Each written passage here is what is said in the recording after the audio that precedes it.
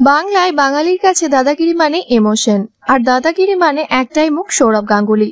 কিন্তু শোনা যাচ্ছে দাদাগিরিতে আর দেখা যাবে না তাকে, ফলে তা শুনেই আশাহত দর্শকরা। জানা যাচ্ছে তাকে এক কুইজ শোতে দেখা যাবে, সাথে সাথে বিগ বসেও দেখা যাবে। তবে এবার জি বাংলায় না, স্টার জলসায় দেখা যাবে। আর এই খবরে শিলমোহর স্বয়ং মহারাজি দিয়েছেন। 4 বছরের জন্য দাদার সঙ্গে 125 কোটির চুক্তি হয়েছে জলসার। বিগ বস ও কুইজ শো করবেন তিনি। 2026 সালের জুলাই থেকে তাকে জলসার পর্দায় এই দুই শোতে দেখা যাবে। এই নিয়েই চলছে চর্চা। দাদা নিজেই সংবাদ মাধ্যমকে বলেছেন, নতুন চ্যালেঞ্জ ছুড়ে দেওয়া হয়েছে আমায়, আমি সেটা গ্রহণ করেছি। নতুন নতুন কাজ, নতুন কিছু করার নেশা সারাক্ষণ আমায় তাড়িয়ে বেড়ায়। সেই কারণেই নতুন চ্যানেলের নতুন রূপে কাজ আমায় টানে। আর কাজ করলে তো উপার্জন হবেই, তবে শুধু উপার্জন আমার লক্ষ্য নয়। তাই একটা উদাহরণ দিই, দর্শক দাদাগিরি দেখতে ভালোবাসেন, আমায় ভালোবাসেন। আমাকে দেখতে একটা নির্দিষ্ট দিনে নির্দিষ্ট সময় তারা টেলিভিশনে চোখ রাখেন। এটা কম পাওয়া নয়।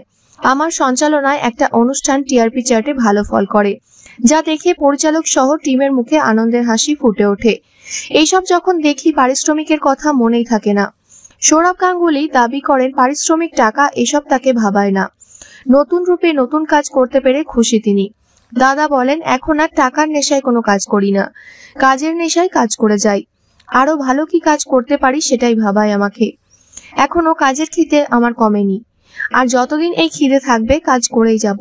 বরাবরই তিনি কাজ করতে ভালোবাসেন, তবে কখনো ফলের আশা করেননি। তবে যা সাফল্য পেয়েছেন তা প্রাপ্তি বলেই মনে করেন। তবে এই 125 কোটি টাকার ব্যাপারটা ছড়িয়ে পড়তেই খবরের শিরোনামে মহারাজ। বাংলায় সর্বোচ্চ পারিশ্রমিক হচ্ছে তার। এর আগে কোনো তারকা এত বেশি রোজগার করেননি। রেকর্ড ব্রেকিং টাকায় চ্যানেল বদল করেছেন তিনি। শোনা গেছে 2 শোয়ের জন্য বছরে মোট 34 দিন করে সময় দেবেন দাদা। সৌরভ গাঙ্গুলি মোটা অঙ্কের টাকা রোজগার করেন ব্র্যান্ডের বিজ্ঞাপনী মুখ হিসেবেও। সেখানেও খুব শীঘ্রই হয়তো হাফ সেঞ্চুরি করে ফেলবেন তিনি।